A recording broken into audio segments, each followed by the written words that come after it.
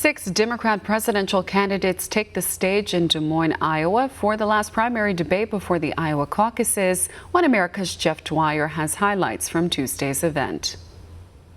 The latest primary debate had many highlights, but overall showcased just how divisive the Democrat Party actually is. On the debate stage Tuesday, the candidates used the opportunity to distance themselves from their rivals on subjects such as the ongoing impeachment proceedings, health care, and the Iranian threat. Tensions in the Middle East promptly took center stage, and former Vice President Joe Biden made an effort to explain why he voted in 2002 to give authority to use force in Iraq. I said 13 years ago it was a mistake to give the president the authority to go to war if, in fact, he couldn't get inspectors into Iraq to stop what thought to be the attempt to get a nuclear weapon.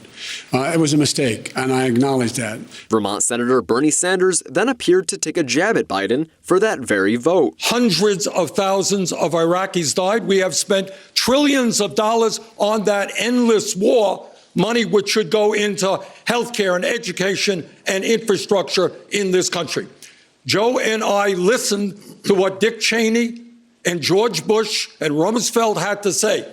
I thought they were lying. I didn't believe them for a moment. I took to the floor. I did everything I could to prevent that war. Joe saw it differently. And while some candidates, like South Bend, Indiana Mayor Pete Buttigieg and businessman Tom Steyer, criticized U.S. involvement in the Middle East, Joe Biden and Minnesota Senator Amy Klobuchar agreed they would leave some U.S. troops in the region to maintain stability. I would leave troops in the Middle East in terms of patrolling the Gulf, where we are now, small numbers of troops. And I think it's a mistake to pull out the small number of troops that are there now to deal with ISIS. When it comes to Iraq right now, I would leave our troops there. Klobuchar also used the platform to take on Massachusetts Senator Elizabeth Warren over her health care plan. Senator Warren, you acknowledged that Medicare for All, that you couldn't get there right away. You got on the bill that said on page 8, which is why I didn't get on it, that you would kick 149 million Americans off their current health insurance. Then, a few months ago, you said, no, you're going to wait a while to get there. But it was the relationship between Warren and Sanders that was on full display during the event. When asked about this week's bombshell report, which claims Sanders told Warren he does not believe a woman could win the presidency, he stuck to his original response.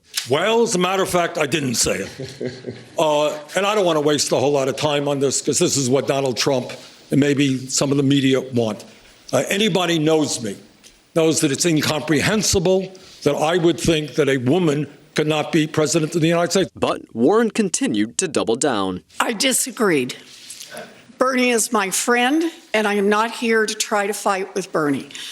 But look, this question about whether or not a woman can be president has been raised, and it's time for us to attack it head on. And while the two progressives disagreed on stage, it was their body language at the end of the debate that said it all. With Tuesday's debate having finished, the candidates now have less than a month to prepare for the Iowa caucuses. Jeff Dwyer, One America News.